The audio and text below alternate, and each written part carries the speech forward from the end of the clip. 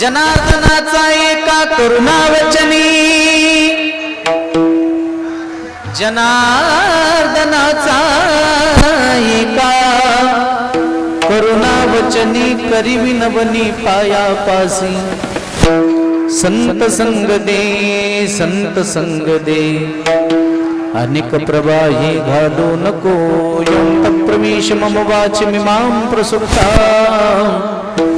संजीवयति किल शक्तिधर स्वधाम्ना। अन्यांश हस्तचरण श्रवणत्वगादिन्, प्राणार्णमो भगवते पुरुषाय तुभ्यं। पांडुरंगा करो प्रथम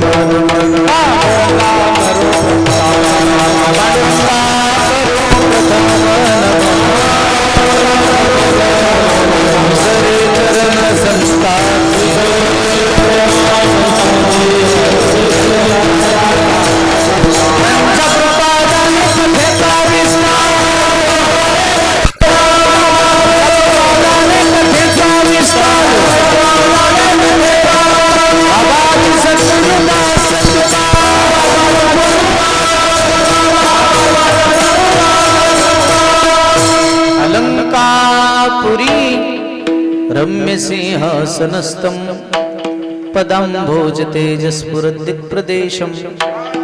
विधीन्द्रादिदेवै सदा स्तूयमानं, समाधिस्थमूर्तिं भजे ज्ञानदेवं। नमो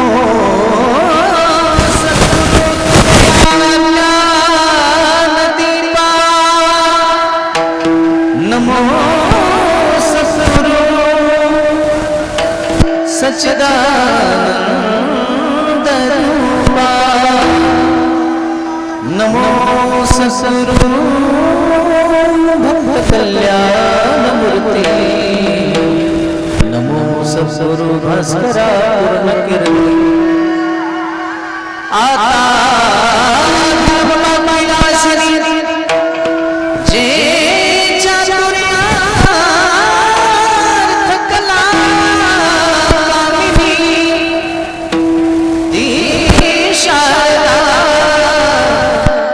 विश्वमोहिनी नमिनीया, मनोजवं मारुततुल्यवेगं, जितेन्द्रियं बुद्धिमतां वरिष्ठं। वातात्मजं वानरयूथमुख्यं, श्रीरामदूतं शरणं प्रपद्ये।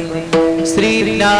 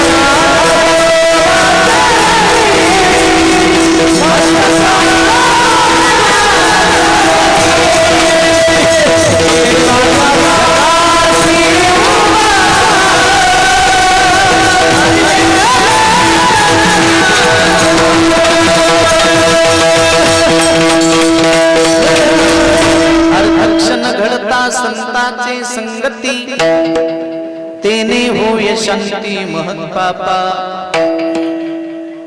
संत संग दे, संत संग दे, अनेक प्रवाही घालू नको.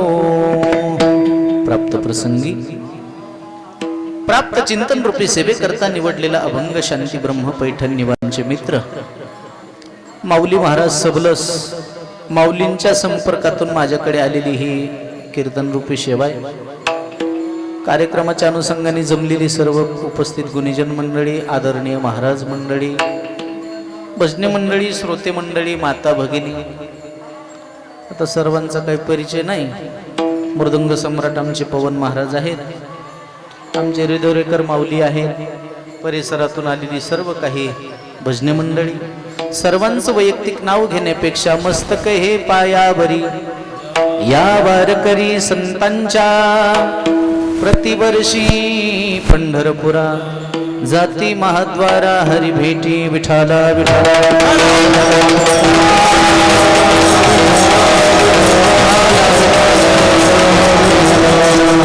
या अभंगातून नाथबाबा सांगतात, बाबा रे, जीवनामध्ये संगती फार महत्वाची आहे.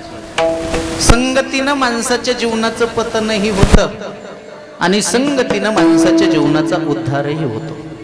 पतन उद्धार संगाचा महिमा ते जावे अधमा संत सेवी. पतनही होत आणि संगतीनं उद्धार सुद्धा होत असतो. म्हणून जीवनामध्ये चांगल्याची संगत पाहिजे. तुम्ही जेवढं वाईटाची संगती केली तुमची कृती वाईट होते, विचार वाईट होतात, आचरण वाईट होतं, मग प्रगती नाही, मग अधोगती होत असते. विठाला विठाला.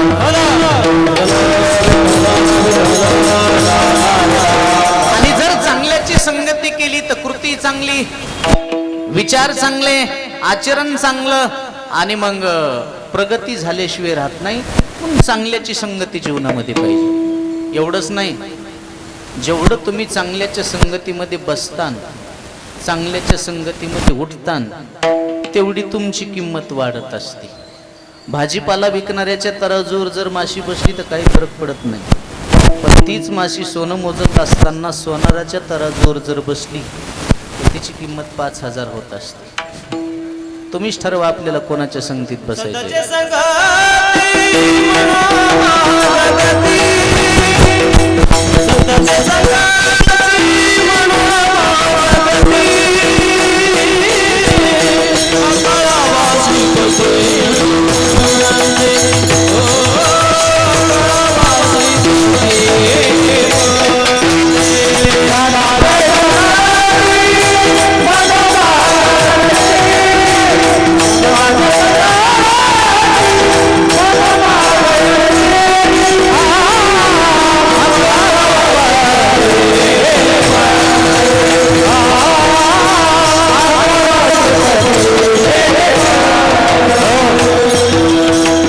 संताचे संगती मनोमार्ग गती. संगतीचा माणसाच्या जीवनात परिणाम होतोच. अहो, विहीर एक आहे, मोटर एक आहे, पाणी एक आहे.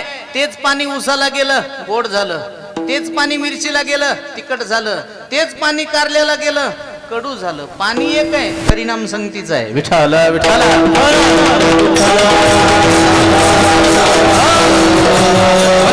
जीवनामध्ये चांगल्याची संगती पाहिजे. तुम्हाला 3 प्रकारची संगत सांगितलेली: अधमाची संगत, मध्यमाची संगत आणि उत्तमाची संगत. मी तुम्हाला 3 प्रकारची संगती सांगतो: अधम, मध्यम, उत्तम. पाण्याच्या थेंबानं जर तापलेल्या लोखंडाची संगती केली तर काय झालं? बाष्पीभवन झालं, त्याचं अस्तित्व शिल्लक राहिलं नाही. त्याच पाण्याच्या थेंबानं कमलपत्राची संगती केली, कमळाच्या पाकळीवर जाऊन पडला, परिणाम मोत्यासारखा चमकू लागला.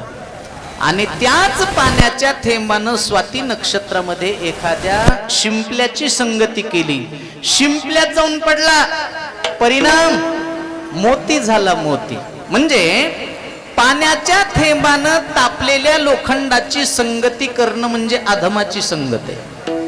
त्याच पाण्याच्या थेंबानं कमलपत्राची संगती करणं म्हणजे मध्यमाची संगत आहे. आणि त्याच पाण्याच्या थेंबानं स्वाती नक्षत्रामध्ये समुद्रातल्या शिंपल्याची संगत करणं म्हणजे उत्तमाची संगत आहे. उत्तमाची संगत म्हणजे ज्ञानोबारायाची संगत आहे.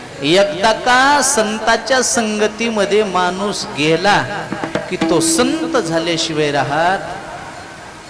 अपना सारीखे करीती अपना सारीखे करीती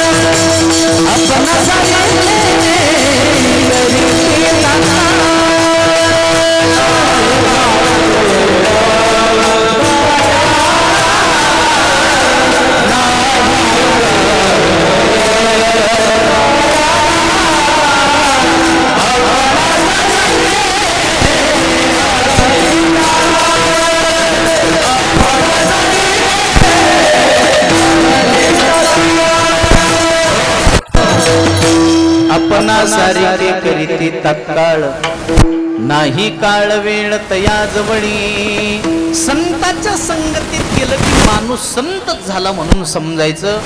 म्हणून संगत चांगल्याची पाहिजे. वाईटाची संगत किती वाईट आहे सांगू का? तुकोबारायानं दृष्टांत दिलाय.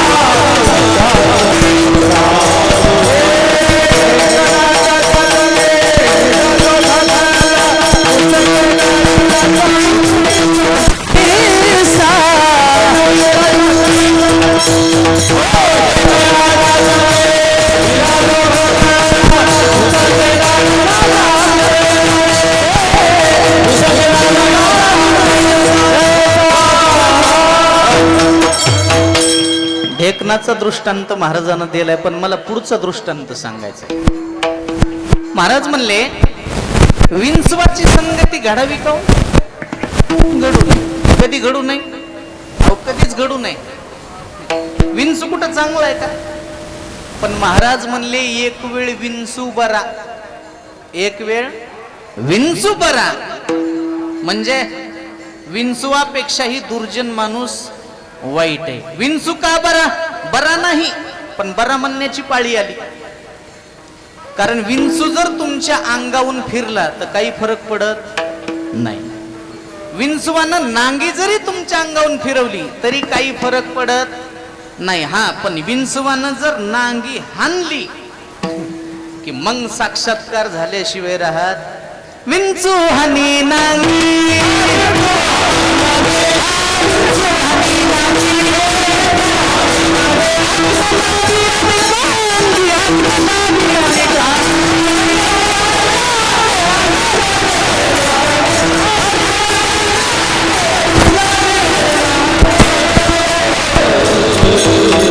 विंचू हानी नांगी अग्न लावी अनिका अंगी. म्हणजे विंचवाच्या नांगीत विषय, कशात विषय? पण दुर्जन माणसाच्या. महाराज म्हणले विंचवाच्या नांगीत विषय. नांगी हाणली तर 10 होतो, अन्यथा 10 होत. पण दुर्जन माणसाच्या सर्व अंगात विषय. तुका म्हणे विंचवाची नांगी आणि तैसा दुर्जन सर्व अंगी.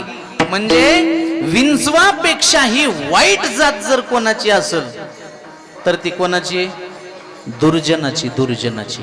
महाराज म्हणले म्हणून दुर्जनाची संगत तर नकोच, पण दुर्जनाचं दर्शन सुद्धा नको. किती वेळ? क्षणभर सुद्धा दुर्जनाचं संगत झालं नाही पाहिजे.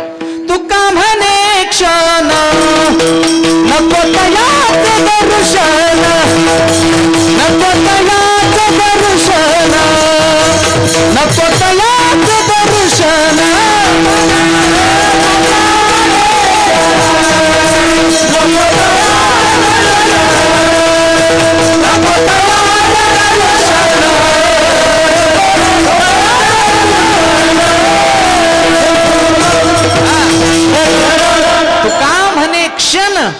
नको तयाचे दर्शन.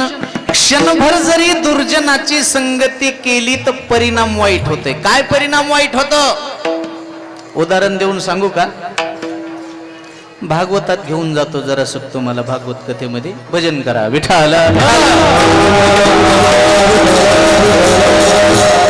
भागवतामध्ये आजामेळ ब्राह्मणाची कथा आलेली. आजामेळ ब्राह्मण चांगला होता, वाईट होता का? आजामेळ ब्राह्मण चांगलाच आहे. वेदशास्त्र संपन्न ब्राह्मण, दशग्रंथी ब्राह्मण, सगळं चांगलं आहे ब्राह्मणाचं. एवढंच नाही,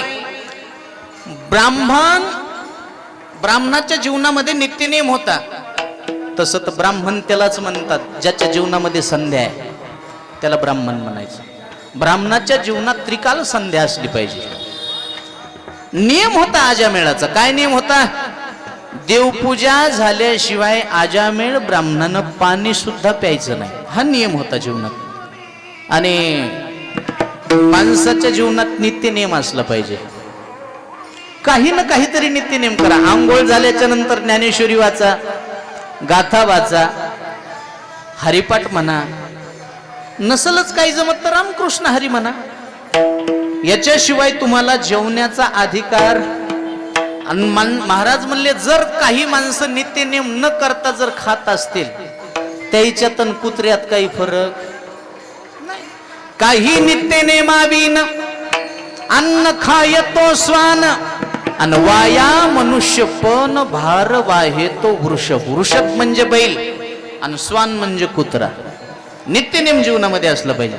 आजही काही काही आपल्या खेडेगावामध्ये एवढे निष्ठावान माणसं आहेत, आंघोळ झाल्याच्या नंतर पहिलं मारुतीरायाचं दर्शन घेतात आणि मगच जेवण करतात. निष्ठावान लोक आहेत आज सुद्धा. म्हणजे जीवनात नित्य नेम असला पाहिजे. आणि म्हणून तर ज्ञानोबा म्हणले या जगात प्राणी दुर्लभ तोच आहे.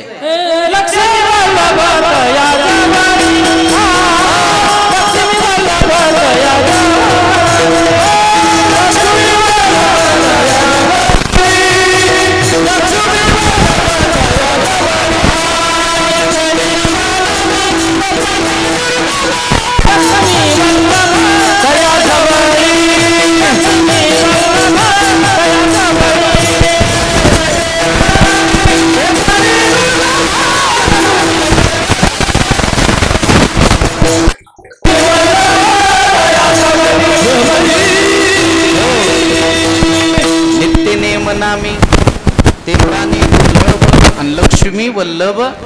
नित्यनेम करणारा प्राणी दुर्लभ आहे.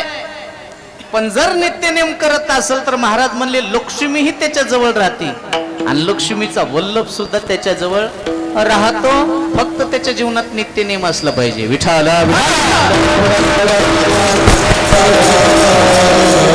तसं आजामेळ ब्राह्मणाच्या जीवनात नित्यनेम आहे. काय नित्यनेम आहे? रोज देवपूजा करायची, सुंदर देवपूजा करायची, सुंदर देवपूजा. आवरलं वाटतं इकडं. जेवण करा म्हणा तोपर्यंत आम्ही उरकून घेतो. असं का? जय की जय.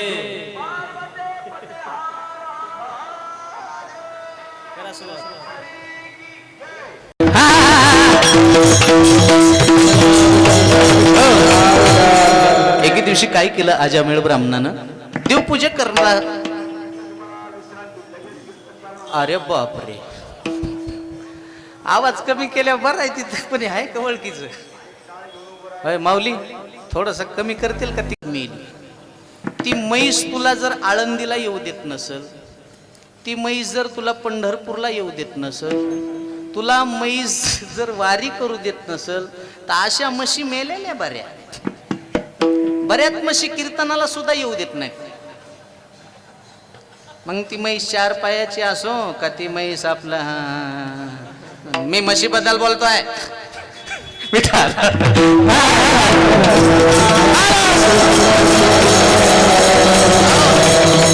महाराज म्हणले मग अशा म्हशी मेलेल्याच बऱ्या, जिवंत राहून काय उपयोग आहे. तसं महाराज म्हणले याच्या डोक्यातून जोपर्यंत म्हैस जात नाही तोपर्यंत देव शिरत. महाराज म्हणले काय म्हणणं आहे तुझं? ते म्हणला म्हैस पाहिली का सांगा.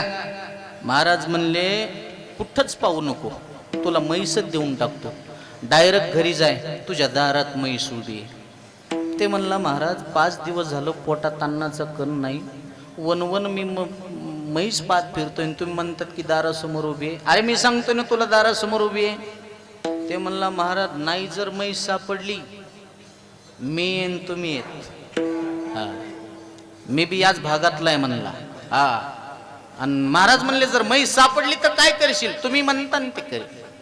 महाराजाला एवढंच पाहिजे होतं. महाराज म्हणले मग जा, तुझ्या दारात म्हैस उभी. पळत आला, खरंच पाहिलं तो म्हैस दारात उभी. घरच्या लोकांना विचारला अरे कधी सापडली, कशी सापडली, कुठं सापडली? अहो म्हणले सापडलीच नाही. बघा ना दारात म्हैस उभी आहे. खरंच पाहिलं तर दारात वैरण खायला लागली म्हैस. आणि मग तुकोबाऱ्याचा अधिकार लक्षात आला. अरे अरे अरे मला तुकोबाऱ्या म्हणले होते म्हैस शोधण्यासाठी काय प्रयत्न करतोस, देव पाहण्यासाठी प्रयत्न कर ना. पण मी म्हशीचा आग्रह धरला. मी जर म्हणलो असतो ना मला देव पाहायचा आहे, मला तुकोबाऱ्यानं देव दाखवला असता. ज्या महात्म्याच्या शब्दात म्हैस सापडू शकते त्या महात्म्याच्या शब्दात देव सापडू शकत नाही का? चुकलं म्हणला माझं. वाईट दिवस गेले म्हणला, संसारामध्ये व्यर्थ दिवस गेले म्हणला. गेलेल्या आयुष्यामध्ये आपण आता बदल करू शकत नाहीत, पण राहिलेल्या आयुष्यामध्ये आपण बदल करू शकतो. मागील गेले ते पाहू नका, पुढे जामीन आहे. तुका काय कोणाचं खाण्यात गेला असेल, कोणाचं पिण्यात गेला असेल, मागचं आयुष्य गेलं ना, जाऊ दे आता, खंत व्यक्त करू नका. आता तरी पुढे हाची उपदेश नका करू नाश आयुष्याचा. वैराग्य त्याला प्राप्त झालं आणि त्यानं सांगितलं आता उरले ते हरी तुम्हा समर्पण. आता राहिलेलं आयुष्य मला तुकोबाऱ्याच्या संगतीत घालवायचंय. आणि घरच्या लोकांना म्हणलं हे बघा आता ही म्हैस आणि तुम्ही. घरचे म्हणले तुम्ही? ते म्हणले तुम्ही आम्ही समन मिटला, देव माझा मी देवाचा आणि हीच माझी सत्यवाचा. तुकोबाऱ्याकडे पळतच आला महाराज. तुकोबाऱ्या पुन्हा डोंगरावर बसलेले, रडत येऊ लागला. लांबूनच तुकोबाऱ्यानं पाहिलं. तुकोबाऱ्या म्हणले आपण दिलेले इंजेक्शन याला लागू झालं. सांगू लागलो तेव्हा धावत होत, आता येत आहे, रडत येत आहे. परिणाम आपल्या सलाईनचा झाला. आणि जवळ आल्याबरोबर महाराज म्हणले का रे म्हैस सापडली नाही का रे? म्हैस सापडली महाराज, आता देव सापडून द्या. कळालं महाराज मला आता. महाराजांच्या चरणी नतमस्तक झाला. महाराजांना त्याच्यावर कृपा केली. 14 टाळकऱ्यापैकी 1 टाळकरी झाला आणि महाराजांना त्याला आपल्या योग्यतेला आणलं आणि तुकोबाऱ्यांच्या गाथ्याचा लेखक बनला. जे आपण 4092 अभंग वाचतोत ना, ते 2 महात्म्याची कृपा आहे. संताजी महाराज जगनाडे सुदुंबरेकर आणि गंगाराम पंत मवाळ कडुसकर या 2 महात्म्यानं अभंग तुकोबाऱ्याचे लिहिले.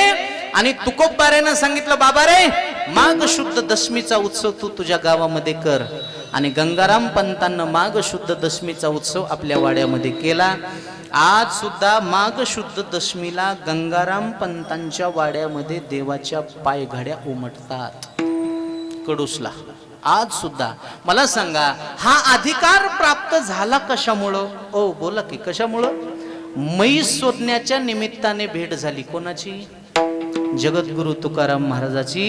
तर जीवन बदलून गेलं. महाराज म्हणले आपलं का बदलणार नाही हो? अर्धक्षण घडता संताची संगती तेने होय शांती महत बापा.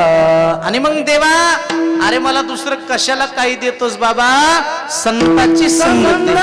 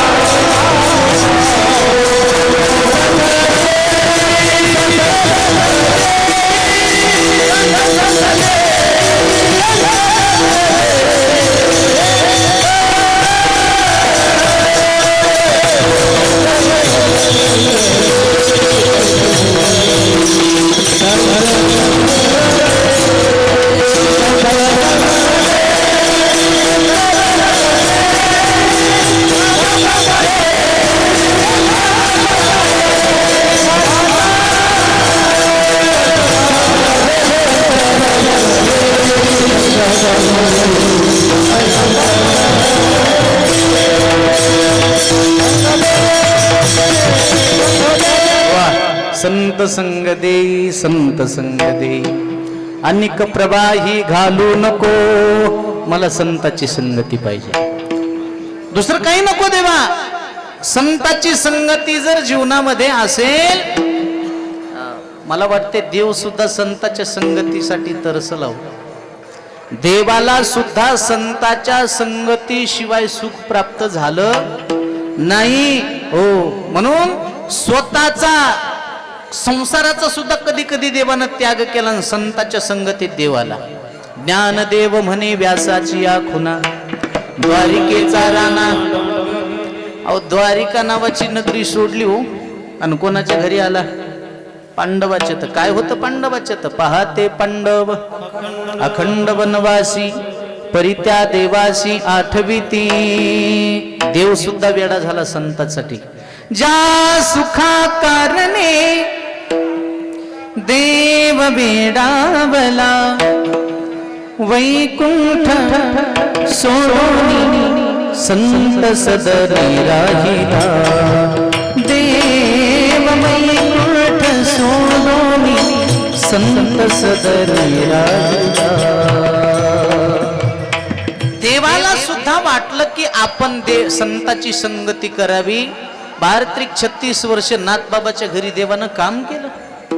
कावडीने पाणी ज्या घरी चक्र पाणी, कावडीने पाणी ज्या घरी हरी अनन्य भक्ती भावे, अनन्य भक्ती भावे.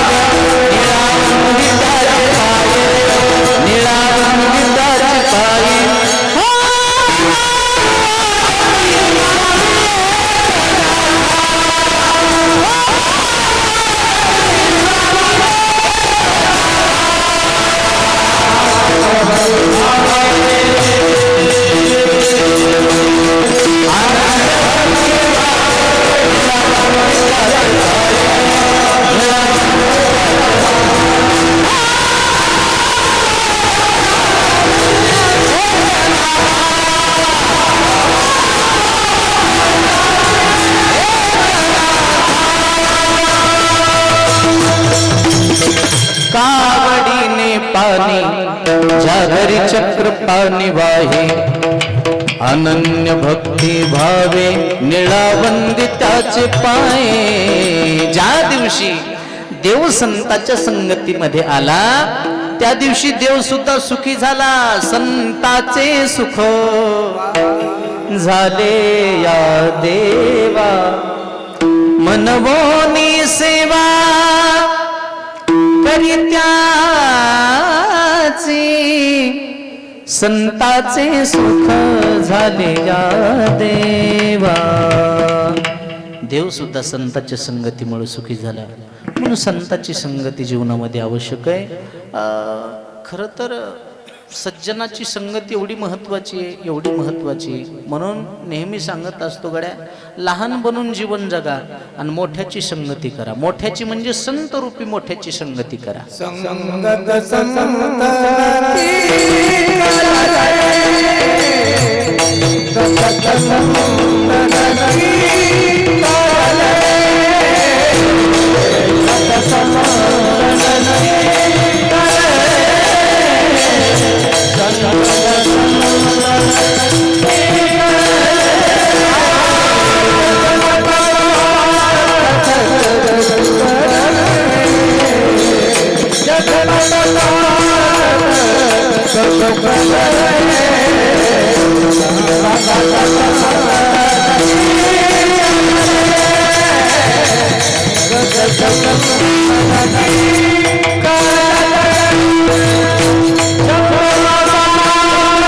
एके दिवशी देवपूजेसाठी फुलं आणण्याकरता शेतात गेला. फुलं तोडले आणि फुलं तोडल्याच्या नंतर त्यानं विचार केला, येताना थोडस लांबून आलो, जाताना शॉर्टकट पाऊल रस्त्यानं जाऊ.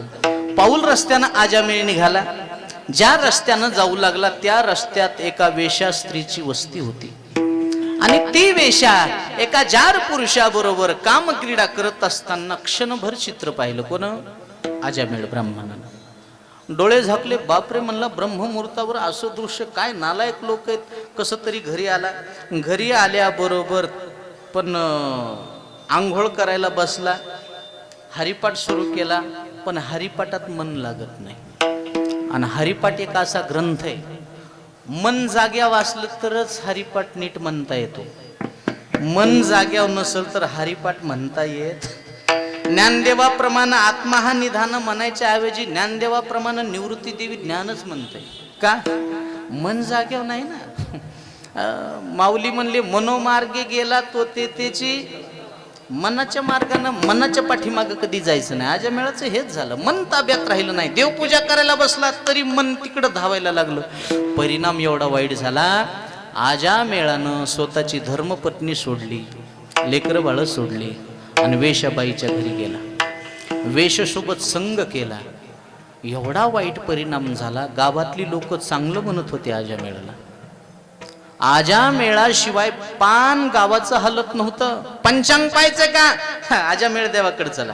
कुंडली पाहायची का? आजमेळ देवाकडे चला. लग्न पत्रिका पाहायची का? आजमेळ देवाकडे चला. एवढंच नाही, गावामध्ये जर भांडणं लागले तर आजमेळ आल्याशिवाय मिटत नव्हते. भावाभावाच्या वाटण्या करायच्यात, लोक म्हणायचे आजमेळ देवाला बोलवा. एवढं वजन आजमेळाचं होतं. पण एका स्त्रीच्या पाठीमागं लागून स्वतःचं वजन वाया घातलं. आजमेळ देवा म्हणणारे लोक एकेरी शब्दात लहान मुलं सुद्धा त्याला आजा म्हणू लागले. का? वाकडा पाऊल पडला जीवनात. काय पडला? वाकडा पाऊल. हा कशामुळे एवढी वाईट अवस्था झाली? एकमेव कारण, क्षणभर त्यानं वेश्या पाहिली तर एवढा वाईट परिणाम झाला. महाराज म्हणले, क्षणभर जर दुर्जनाची संगती केली तर एवढं वाईट होतं. इथं क्षणभर नाही, अर्धा क्षणाची संगती घडू द्या. कोणाची? संताची.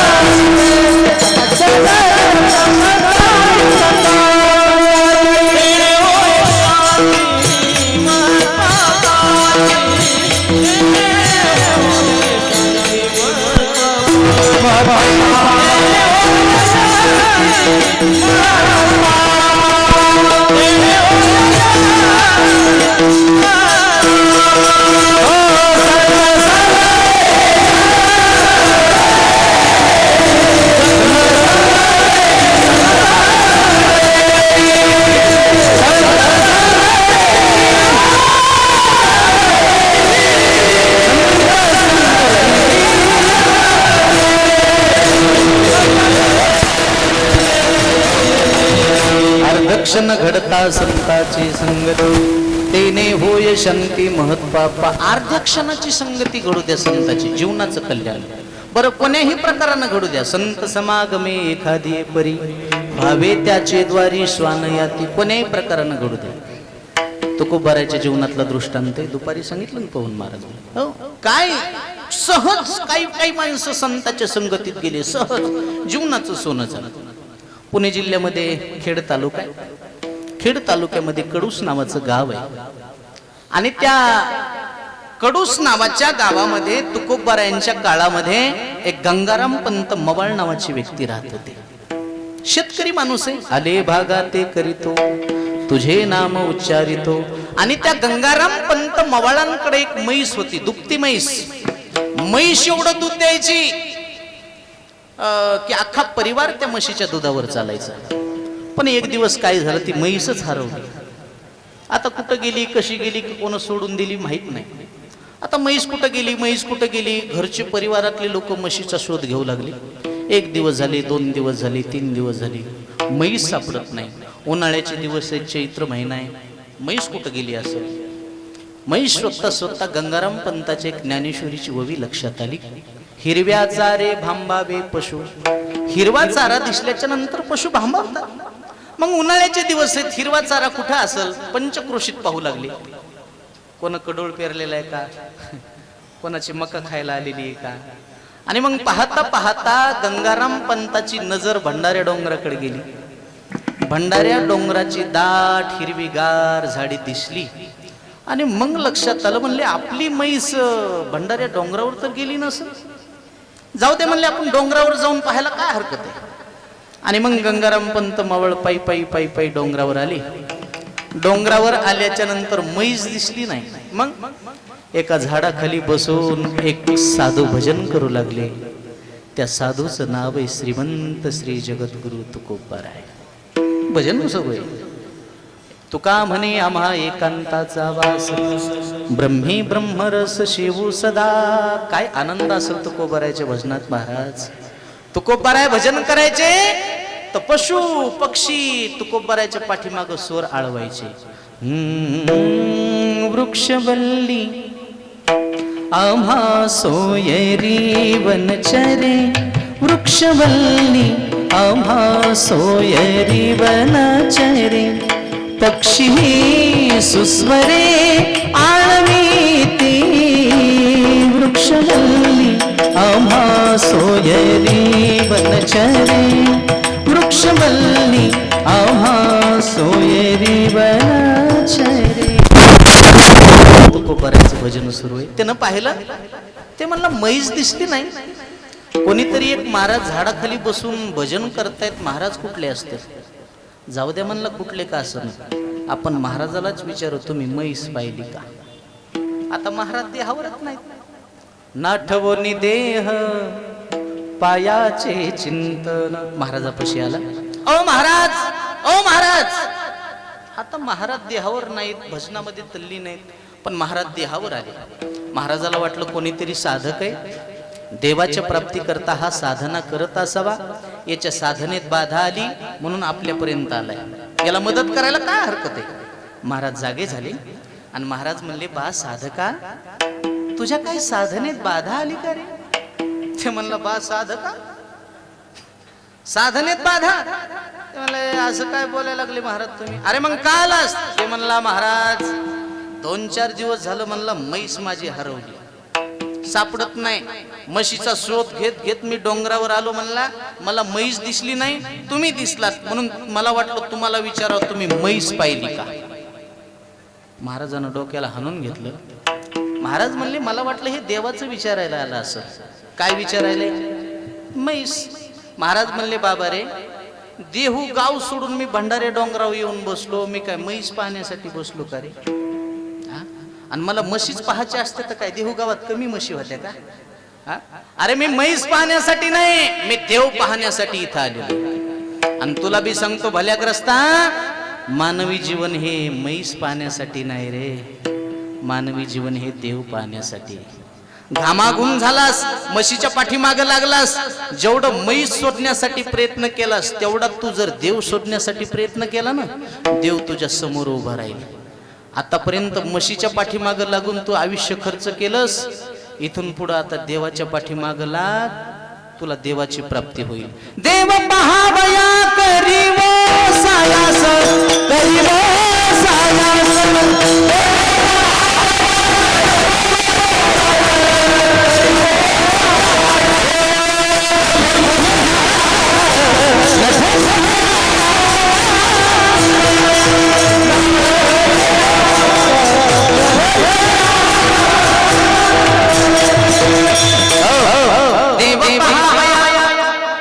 करीबो सायास न धनी हे आस नाशिवंत. अरे म्हैस शोधण्यासाठी काय प्रयत्न करतोस? देव शोधण्यासाठी प्रयत्न कर.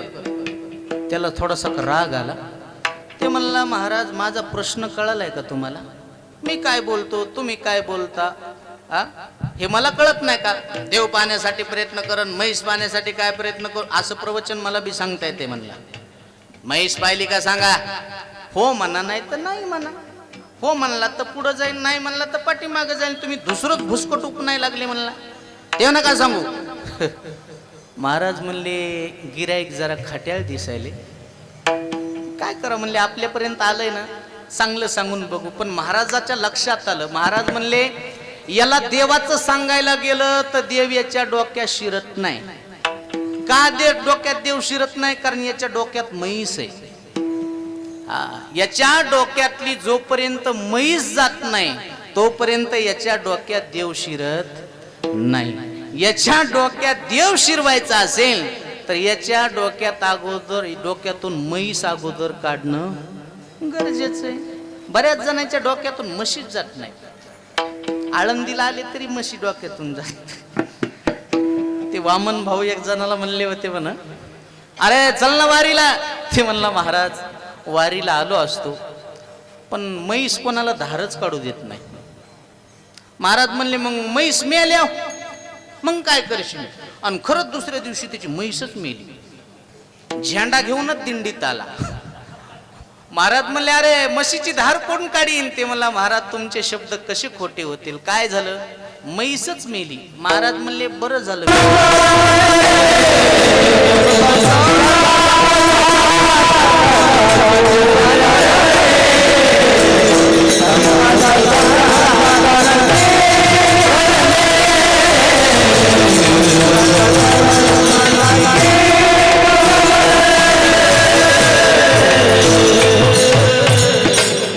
संगत संतन की करले, जन्म का सार्थक कुछ करले.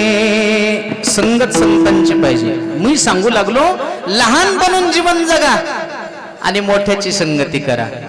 खरं सांगू का, मुंगी होऊन साखर खाण्यात खूप मोठा आनंद आहे हो. लहानपण देगा देवा मुंगी साखरेचा रवा. लहानपण देगा देवा, लहानपण देगा देवा. आनंद आहे. लहान होऊन जीवन जगण्यात आनंद आहे. कलियुग आहे. या कलियुगामध्ये लोकांमध्ये आपली बडाई सांगायला जमत नाही. कधी लोकांना आपली परेशानी सांगायची, समोरचे माणसं खुश राहतील. याला असंच पाहिजे म्हणते. फायदा आहे ना, आपल्याला ते पैसे मागत नाही. त्याला जर आपल्या दुःखामध्ये आनंद वाटत असेल तर काय, कशाला आपला आनंद सांगायचा त्याला? आपल्याला तर माहिती ना आपण सुखी आहेत म्हणून. उगत लोकांजवळ असं कुथत राहायचं. परभणी जिल्ह्यातली भाषा आहे, कुथत राहायचं. परेशानी सांगायची लोकांना, चांगलं कधी सांगायचं नाही. एखाद्यानं जर विचारलं ना, अहो काय चाललंय तुमचं, त्याला म्हणायचं नाही लय चांगलंय. काय सांगावं, लय परेशानी. आताच गाडी घेतली, घर बांधलंय, घराचे हप्ते फेडाव का गाडीचे हप्ते फेडाव, काय कुठं पळाव तेच कळना. त्याला मनातून अशा गुदगुल्या होत्या. त्याला वाटतं याला असंच पाहिजे. त्याला जर तुम्ही म्हणलात ना, जगात सगळ्यात सुखी माणूस कोण असेल तर आपण आहे, ते म्हणताय असं का? बर, ग्रामपंचायताचं जवळ आलेली, त्याला ग्रामपंचायतला उभं करा. लोक म्हणतात आम्ही तुमचेच, आम्ही तुमचेच. आणि पुढे गेलं की लगेच लोक म्हणतात कार्यक्रम राईट झाला पाहिजे बरं. 4-5 एकर घातल्याशिवाय त्याला लोक गार करीत. त्याच्यामुळं लोकांमध्ये बडाई कधी सांगायची, लहान बनून जीवन जगायचं. आनंद आहे त्याच्यामध्ये. किती आनंद आहे. 4-5 मुंग्या एकत्रित आल्या आणि एक मुंगी म्हणली, बाई उद्याच्याला मला दिल्लीला जायचंय. मुंगी दिल्लीला जाईल का? त्या मुंगीनं जर ठरवलं या मंडपाला येडा घालायचा आहे, 1 दिवस लागल. पण ती मुंगी हुशार होती, मी दिल्लीला जाणार. बाकीच्या 4 मुंग्या म्हणल्या तू जाऊ शकत नाही. ती म्हणली मी जाणारच. आणि दुसऱ्या दिवशी तीच मुंगी दिल्लीला जाणाऱ्या माणसाच्या शर्टवर चढली. एकूण 2 तासात लोहगाव विमानतळ नाही, लोहगावला गेली. VIP विमानामध्ये बसली. बुकिंग नाही, रिझर्वेशन नाही, पासवर्ड नाही. बरोबर 90 मिनिटात दिल्लीला गेली. आणि त्या मुंगीनं इकड्या मुंग्याला व्हिडिओ कॉल केला. बघ म्हणली, न्यू पार्लमेंट इन दिल्ली. आता मी दिल्लीला आले, आता लोकसभेत चालले, तुला मोदी साहेबाची एंट्री दाखवते. आणि मग इकड्या मुंग्या म्हणल्या, होय ग, आणि तू दिल्लीला कशी काय गेली ग? ती म्हणली, बाई मी दिल्लीला येण्यासाठी 2 गोष्टी केल्या. एक, मी लहान झाले आणि मोठ्याचा हात धरला म्हणून दिल्लीला येऊन पोहोचले. दृष्टांत संपला. लहान बनून जीवन जगा आणि संत रूपी मोठ्याचा हात धरा. मोक्ष रूपी तुम्हाला दिल्ली गवसल्याशिवाय राहणार नाही. म्हणून लहान बनून जीवन जगा आणि माझ्या ज्ञानोबरायाचा हात धरा. याच्यातच सार्थकता आहे. म्हणून संत संग दे अनिक प्रवाही घालू नको विठोबा रखुमाई.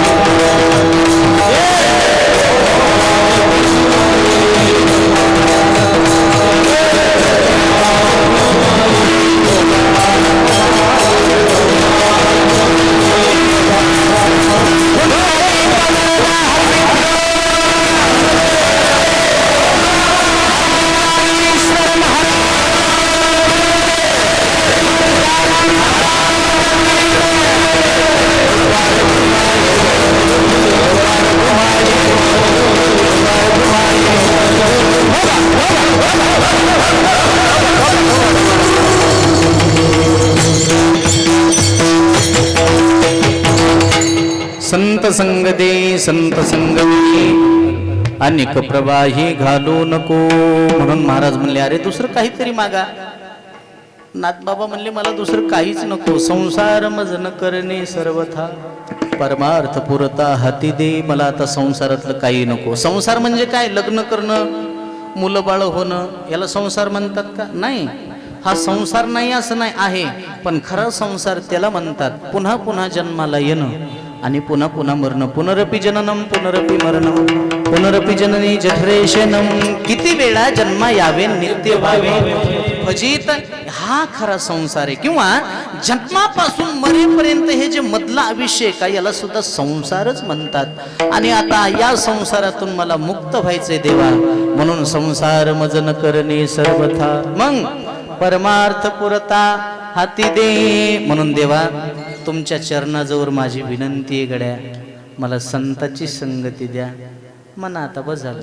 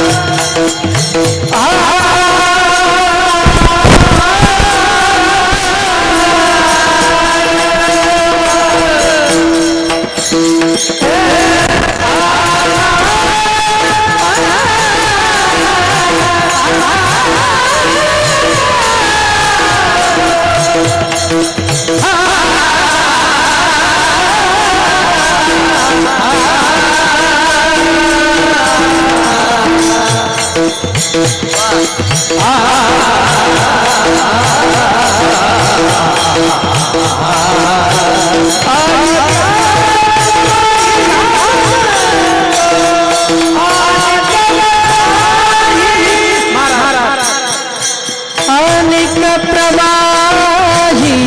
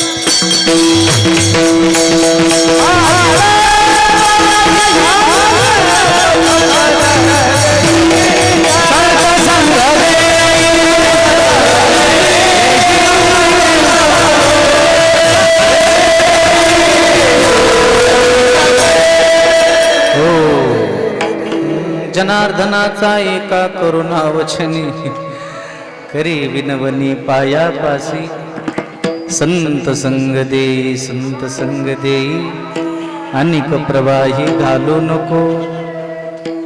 ओ तुमच्या कलेची किंमत बाहेरच्या माणसानं केली. हा दर्दी माणूस लागते हो, कोणालाही कळत नाही. त्या नशेत जावं लागते तेव्हा पकवाच कळत आहे. म्हणून ऐका, नाथबाबा या अभंगातून संताची संगती सांगतात. आणि जास्त लांबवण्यापेक्षा नाथबाबा म्हणले मला दुसरं काही नको, संताची संगती द्या. संत संग दे संत संग दे अनेक प्रवाही घालू नको यथामध्ये यथावकाश. ठरलेल्या नियोजित वेळाप्रमाणे सरळ सरळ अभंगाचा भावार्थ तुमच्या पुढे ठेवण्याचा प्रयत्न केला. आपला टाइम झालेला आहे, 9 वाजत आलेले. जास्त लांबवण्यापेक्षा समयोजाना भलते नाना भलते ते. आता इथं सगळ्यांना सेवा करावी असं वाटतं, पण आपापल्या पद्धतीनं आता तोडकी मोडकी आपण सेवा करण्याचा प्रयत्न केला. म्हणून झालेली सेवा ज्ञानोबारायाच्या चरणी, तुकोबारायाच्या चरणी, सुखोबाराय, शेना महाराज, सावता महाराज, नरहरी काका, गोरोबा काका, जनाबाई, सखोबाई, अष्टादश सकल संत मंडळी, शिंदेश्वर भगवंताच्या चरणी ही सेवा समर्पित करतो. पुनश्च एकदा आमचे माऊली महाराज सबलस माऊलींनी सेवा करण्याची संधी दिली, त्याबद्दल पुनश्च एकदा माऊलींच्या चरणी मी नतमस्तक होतो आणि या ठिकाणी थांबतो. ज्ञानेश्वर माऊली माऊली